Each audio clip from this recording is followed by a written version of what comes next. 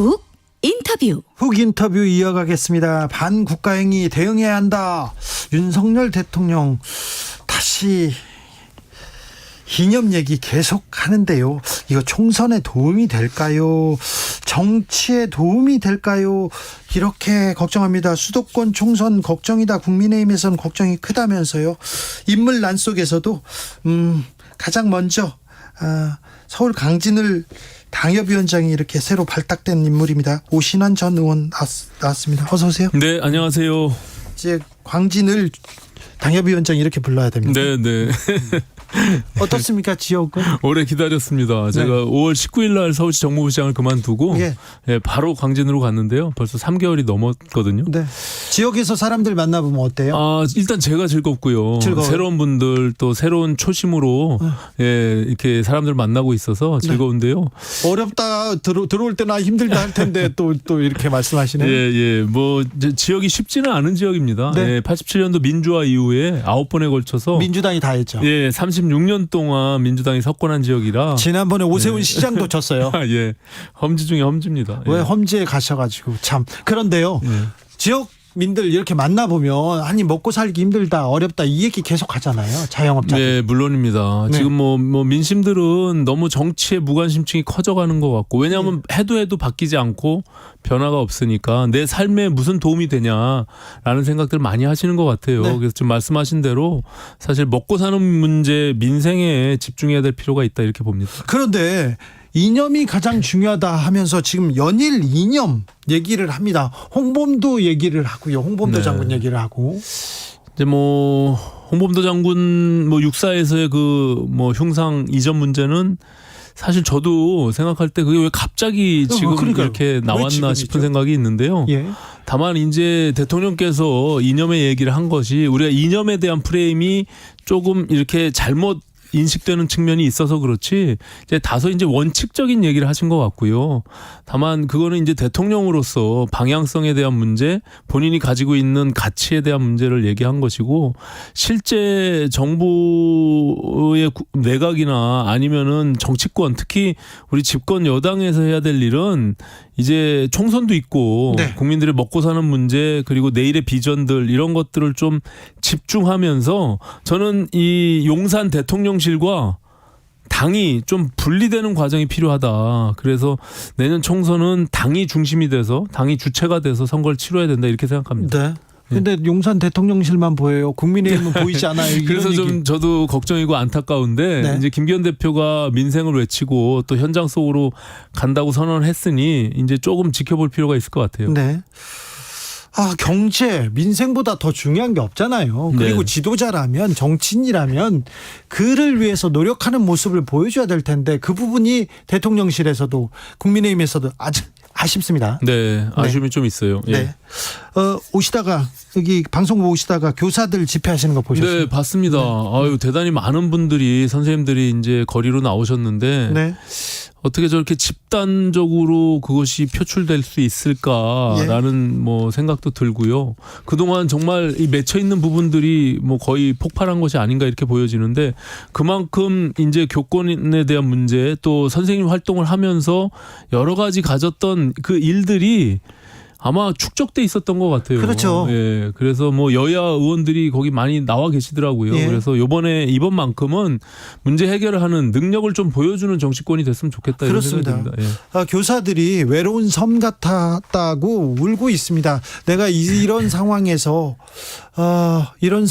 지금 버틸 수 있을까? 숨진 교사가, 먼저 간 교사가 나일 수도 있었다, 이런 얘기를 하고 있는데 정치권에서 무슨 얘기는 해줘야 될 거 아니에요. 네. 근데 오늘 공교육 멈춤의 날, 그래서 연가를 쓰거나 휴가를 쓰고 나왔나 봐요. 근데 해임 파면할 수도 있다고 엄중 경고하고 있는데.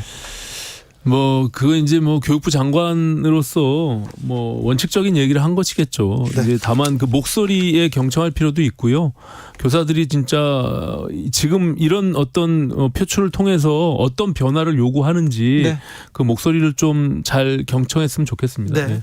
자, 서울시 정무부시장 하다가요, 지금은 광진 당협위원장 하고 있습니다. 자, 지역으로 가보니까 수도권 위기론, 이거 실체가 있습니까?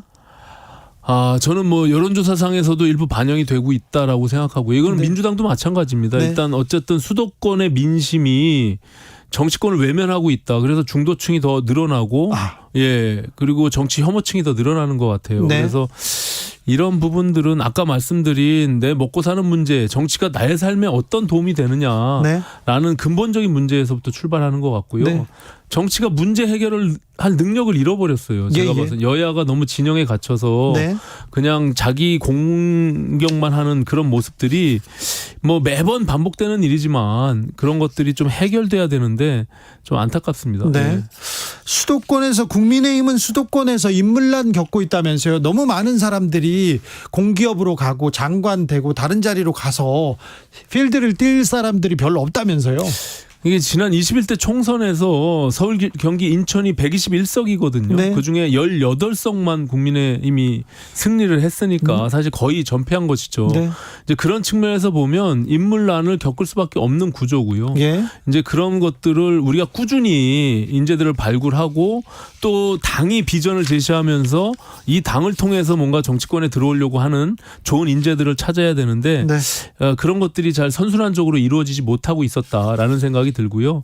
어쨌든 뭐 3고 초려 아니라 10고 초려를 해서라도 좋은 사람들을 모셔오겠다라고 뭐 당 대표가 선언한 마당에 조금 뭐 또 이미 그런 것들을 많이 준비하고 있다고 하니까 언제가 됐든지 좀 선을 보였으면 좋겠다 이런 생각을 갖습니다. 국민의힘의 젊은 피입니다. 이준석 전 대표는요.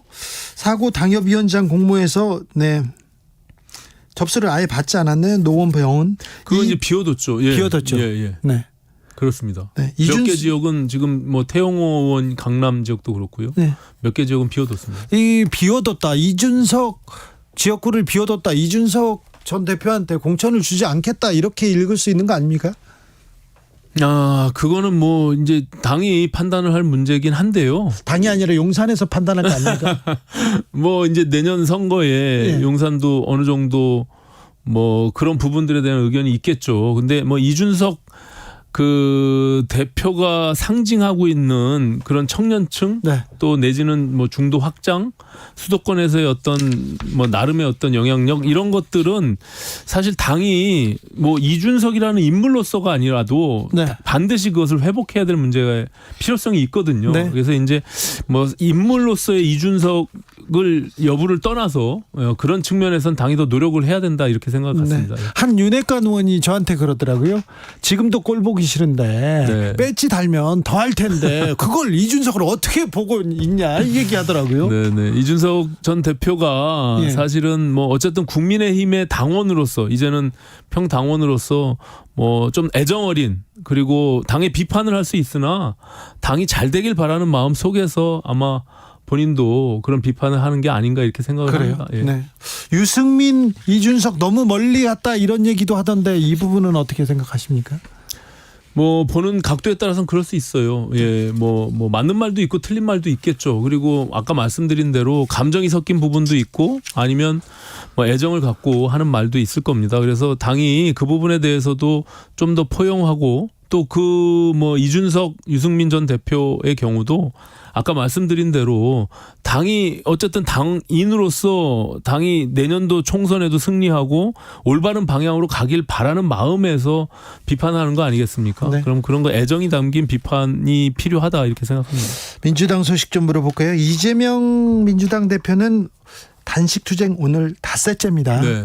단식한다. 어떻게 들으셨어요? 저는 처음에 조금 뭐 뜬금없다. 왜 갑자기 지금? 그러니까 그것이 결국에는 뭐 이게 방탄 국회가 안 되니 방탄 단식을 통해서 뭔가 시간을 지연해보자 이런 생각을 갖고 있는 게 아닌가 이런 생각을 가졌어요. 그래서 뭐 단식의 형태도 그렇고 조금 이례적이고 뭐 출퇴근하는 형식의 무슨 단식이 이루어지는 것도 제가 봐서는 좀 뭐 정치인들의 단식 형태하고 좀 다른 것 같고요. 그래서 이재명 대표는 할 수 있는 게 없다. 그래서 단식이라도 해야 되겠다. 어쩔 수 없었다. 이렇게 얘기합니다. 근데 이제 그것도 사실 거대 야당 지금 거의 뭐 170석에 가까운 민주당으로서는 그건 뭐 그렇게 말할 수 없다라고 보여집니다. 뭐 본인들이 그동안에 원하는 법안들 통과시킨 거 그런 것들 봐서는 뭐 그것은 하나의 변명이죠. 제가 봐서는 뭐 단식이 아니어도 본인이 국민들한테 어필하고 뭔가 또 특히 본인이 사법적 리스크에 대해서 당내의 어떤 갈등, 분열 이런 것들이 거의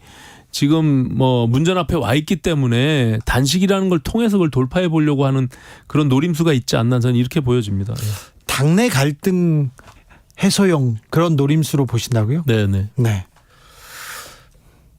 그래도 지금 단식을 하면서 뉴스가 이재명 대표가 뉴스를 만들고 있습니다. 그리고 이슈에 대해서 얘기하는 게 또 언론에 이렇게 전해지기도 하고요. 이거 뭐 그거는 하나의 이제 방법론적인 측면에서 단식을 통해서 언론의 집중을 받을 수는 있겠죠. 근데 네. 그것이 뭐 그게 계속 무한정 갈 수 있는 것은 아니고 네. 마찬가지로 그걸 통해서 문제를 해결할 수 있다면 단식도 가능하겠지만 네. 제가 봐서는 문제 해결할 수 없고요. 언젠가는 이제 검찰의 소환을 두 번째 지금 불응한 거 아니겠습니까? 네. 그것이 또 반대급부에 대한 뭐 나쁜 여론이 생성될 수도 있는 측면이 있기 때문에 제가 봐서는 오래 가리라고 보지 않습니다. 예. 오래가지 않는다. 네. 그리고 그러면 단식은 어떻게 끝날까요? 그건 모르겠어요. 일반적으로 보면 뭐 119 구급차가 와서 실려가는 것이 일반적인데 뭐 이재명 대표 지금 뭐 단식을 진정성 있게 진짜 절박한 마음에서 하고 있느냐 이런 어떤 의심의 눈초리도 있잖아요. 그래서 결과가 어떻게 될지는 좀 지켜봐야 될 것 같습니다. 윤미향 의원이 조총련도 참석한 행사에 네. 다녀왔습니다. 이 부분 가지고 큰 논란이 되고 있는데 이 네. 부분은 어떻게 보세요? 그거는 뭐 제가 봐도 국회의원이 조총련에서도 직접적인 어떤 초청이 없었다고 하지 않습니까? 이런 측면에서 본인이 어떤 의도를 가지고 갔는지는 모르겠으나 좀 적절하지 못한 참석이었다 저는 이렇게 보여집니다. 예. 그래요? 예. 이동관 방송통신위원장이 김만배 씨와 인터뷰한 뉴스타파를 지적하면서 국기문란이라는 얘기를 했어요. 네. 이제 그것이 이제 사실 여부는 지금 확인되고 있지는 아직은 않지만, 않죠. 예, 네. 이제 그것이 뭐 검찰 수사를 통해서 만약에 사실로 드러나면 뭐 국기문란이라는 용어 자체가 맞는지 여부를 떠나서 네. 그건 굉장히 큰 죄이면서도 큰 문제죠. 그렇기 때문에 그거는 굉장히 엄중하게 다뤄야 될 문제다. 저는 이렇게 보여집니다. 그래요? 예. 아니 그래도 국기문란은 또 이게 국가의 그러니까 이제 기가 뭐 국기문란에 대한 용어가 거기에 적절한지는 제가 잘 모르겠으나 네. 예. 만약에 정말로 그것이 서로 뭐 돈을 주고 받으면서 어떻게 보면은 언론이 제 역할을 못한 가장 중요한 사례가 될 수도 있는 거 아니겠습니까? 네, 네, 결과를 좀 지켜보자고요. 네. 문재인 전 대통령께서 대통령실이 나서서 흉상 철거 계획 철회하라 이렇게 얘기합니다. 홍범도 장군 흉상 철거하지 말라 이렇게 얘기하는데 대통령실에서는 전 대통령이 지나치게 나서는 게 문제다 이렇게 또 오늘 이렇게 얘기했더라고요. 그러니까 이제 뭐 그게 흉상 철거 여부에 대한 문제를 육사에서 자체적으로 판단해서 하는 것이 맞다라고 본 것이에요. 그렇기 네. 때문에 대통령실 입장에서는 일정 정도 거리두기를 하고 있잖아요. 이제 그런 과정에서 전직 대통령이 과도하게 그 부분에 대해서 언급하고 개입하는 것은 적절하지 않다라는 원칙적인 얘기를 한 것 같고요. 그것이 정치적 논란으로 계속 증폭되거나 뭔가 확산되길 바라지 않는 그런 뜻도 있겠죠. 예. 반대 아닙니까? 대통령실에서 오히려 너무 좀 전격적으로 너무 적극적으로 모든 사안에 대해서 얘기하는 거 아닙니까? 아니 뭐 지금 뭐 어떻게 보면 역사 논쟁이라고 할 수 있는 이 부분에 대해서는 대통령실이 깊게 관여하고 있지는 않고요. 다만 지금 말씀하신 대로 대통령께서 직접 전면에 나서서 모든 사안들을 정치화하는 부분들은 좀 거리두기가 필요할 것 같고요. 네. 예, 아까 말씀드린 대로 좀 더 이제는 뭐 민생이랄까 아니면은 뭐 먹고 사는 문제, 국민들이 아파하는 문제 이런 것들을 좀 보듬고 예. 해결하는 그런 그렇죠. 능력을 좀 가졌으면 좋겠다 이런 생각 같습니다. 홍범도 장군 동상 이전 문제도 이게 역사 논쟁도 아니고요. 뭐 팩트 체크도 아니고 정치 투쟁인 것으로 보여요. 그래서 학생들 앞에서 그리고 육사 학생들 앞에서 아주 조금 저열한 정치 투쟁을 보여주고 있지 않나 이런 지적 계속 있는데 좀 안타깝습니다. 그런데 뭐, 예.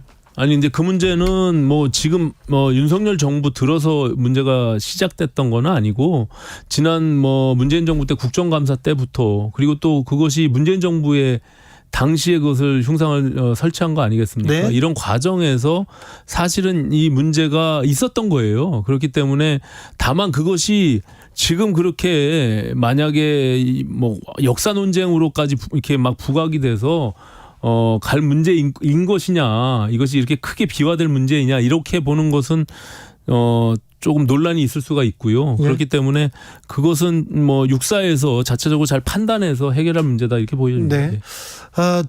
이렇게 민심 이렇게 탐방하시고 사람들 만나면 정치에 무관심하다. 그리고 그다음에 정치를 이렇게 정치와 지금 민생이 괴리돼 있다, 이런 네. 거 계속 느낀다고 했지 않습니까? 네, 네. 이거 지금 정치권의 전략 아닐까요?